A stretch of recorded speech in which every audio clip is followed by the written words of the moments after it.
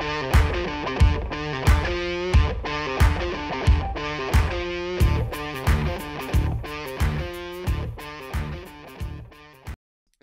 going on, everyone? Chris from Pickdawgz.com here with the Wraparound. We're going to be breaking down the NHL action going down on Tuesday, October 29th, 2024. If you like this content, make sure you smash that thumbs up and subscribe to our channel.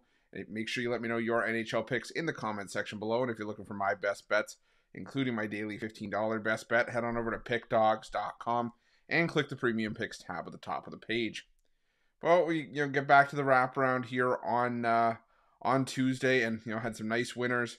I think we had a 4-4 day, but we did catch a couple of nice plus money payers, so that, I believe, kind of got us out ahead. But I'll tell you, there was a couple results that kind of left me scratching my head, and we'll talk, at least I know for sure, about one of them. But still plenty of money to be made here. Got some Tuesday NHL action, lots of teams going head to head here. So let's not waste any more time. I'm already blabbering. You guys know the drill. Are you ready? I'm ready. Let's get into it.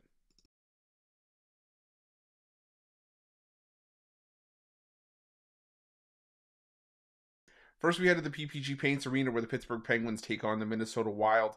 And the Minnesota Wild, they got shellacked last time I backed them against the Philadelphia Flyers. It was their first regulation loss of the season, but they're still 4-1-1 on the road this season. And the Pittsburgh Penguins, this is still a solid team with veteran leadership, but the goaltending has been horrendous. I mean, they've allowed 4 or more goals in 6 straight games, and in 7 of their last 8. They're not, keeping themselves in games, especially the last time I checked. Over the course of this losing streak, they've given up at least 4 goals defensively, and they've scored 3 goals or less. Last time I checked, I could be wrong, 4 is more than 3, so it's hard to win hockey games when you're giving up 4 and scoring 3 or less. Just my take on it.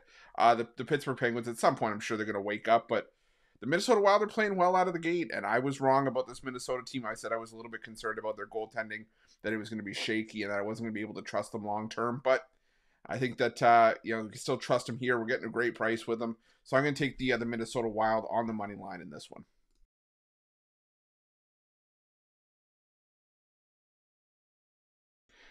Now we head to the Bell Center where the Montreal Canadiens take on the Seattle Kraken, and these two teams, I get why, you could maybe look at Seattle, considering that Montreal has had some goaltending issues as of late, but the offensive issues that were plaguing Seattle for much of last season as to why this team continued to struggle, they're back. I mean, they finished the homestand that they just had by scoring 3 goals or less in 4 straight. They lost their last 3 games of the homestand as well, and now they head back on the road where they do have a 2-1 record this season, but I still don't know if I can trust them in this spot. Montreal has the exact same record as the Seattle Kraken. Both these teams are 4-4-1. Historically, Montreal has played their better hockey at home, and they're coming off of back-to-back wins. They're just in better form. So, between these two teams, getting plus 125 in a game where the teams are even, I think it's a bit of a coin flip. I'm going to take Montreal here. I'm going to take a shot on the Habs here at plus 125.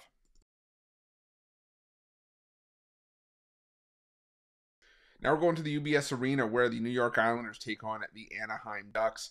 And, I went back and forth on this game trying to get on the side here. And historically, this has been an all New York Islanders matchup. There's been a lot of goals scored by the Islanders. But the offense for the Islanders continues to be inconsistent. Now, I do think that the Islanders likely bounce back here because they've yet to lose back-to-back games since the first 2 games of the season. They've alternated wins and losses in each of their last 7 games. But the Anaheim Ducks, the offense continues to be an issue for Anaheim as well. So I don't think Anaheim's going to do a whole lot here against either Ilya Sorokin or Semyon Varlamov. But the Islanders may just have to win a low-scoring game here because Lucas Dostal has actually been pretty solid for the Ducks. He's given up 2 goals or less in his last 3 starts. The last time we saw the Ducks, they gave up 6 to New Jersey, but that was with James Reimer starting. I think Dostal's going to be the better option for the Ducks here. To me, this feels like a 3-1, maybe 3-2 kind of game. So I'm going to take the under 6 in a lean.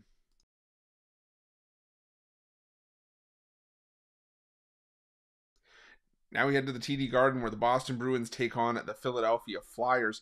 And the Boston Bruins haven't necessarily gotten off to the strongest of starts this season. They're just 4-4-1 on the year. And you look at some of their recent matchups, they've needed overtime to get a victory against Toronto. That snapped a 3-game losing streak. And, the Bruins have been fairly cold, but nothing cures what ails you like a game against the Philadelphia Flyers. I mean, now you look at what Philadelphia has done lately. The goaltending has been bad. I mean, we talk about that opening game that they won against Vancouver. That's all well and good. But since then, they've allowed 4 or more goals in 7 of their last 8 games. A lot of those games have been losses because the offense isn't consistent enough for Philadelphia to keep themselves in it. And I think this could be a good launching spot for Boston to really pick up a confidence-building win. I think they get the job done. I think they get the job done in regulation. So I'm going to take the Boston Bruins to win this one in regulation minus 125 to get that minus 200 price down.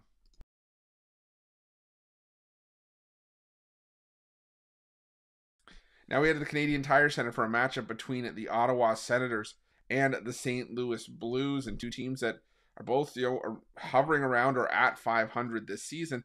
And maybe it's a theme today, but the Ottawa Senators also have goaltending issues as well. They've been able to win some games here and there, and they do play their better hockey at home, so I can understand why the Senators are favored here. However, they've allowed 11 goals in their last 2 games.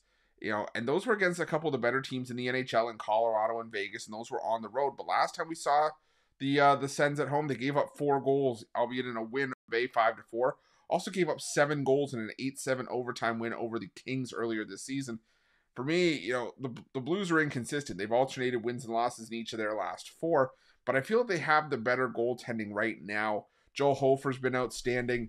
Jordan Binnington is a solid goalie when he's able to be on his game, and I think I just trust that the Blues can get the job done when called upon. They have to stay out of the box because Ottawa's power play has been lethal out of the gate, but I think they will be disciplined enough to give us some plus money here. I'm going to lean towards the Blues here just because I think this price should probably be closer to minus 120 or 125 for the Sens, not minus 150. So I'll take a shot on the Blues here at the plus money.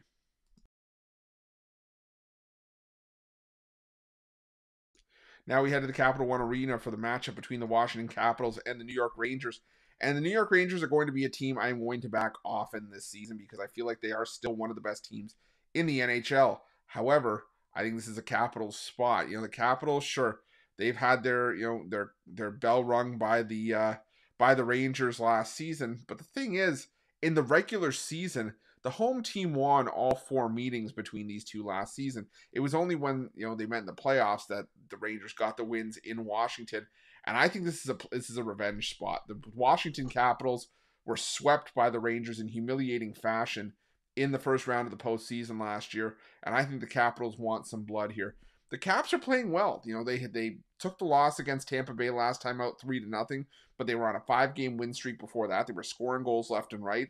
The Rangers, they haven't given up a whole lot. They've won 5 of their last 6 as well, and 6 of their 8 games this season. But like I said, I think it's going to be a competitive matchup. These two teams don't necessarily like each other. And I think the Capitals, like I said, I think they want their pound of flesh. They want some revenge. So give me the Washington Capitals here at plus 125.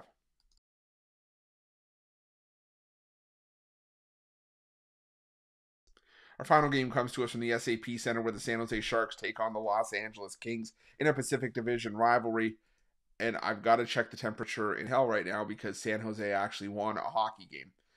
They managed to rally to beat the Utah Hockey Club 5-4. That's going to put the Utah Hockey Club squarely on the do not bet list for the foreseeable future, blowing a 4-1 third period lead and a 4-1 lead with less than 5 minutes to go to give the win to the San Jose Sharks eventually in overtime.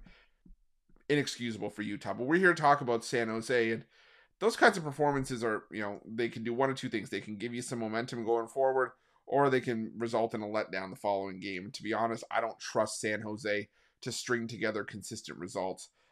This is an LA team that historically, going back to last year, played their better hockey on the road, and the San Jose Sharks just haven't been able to score goals in bunches. Now, a lot of the recent games have been 1-goal wins for the Los Angeles Kings, including a 3-2 win over these same Sharks when these two teams met just a few nights ago on October 24th in LA. But I think that the Kings can get the job done here. The Kings are still the better team.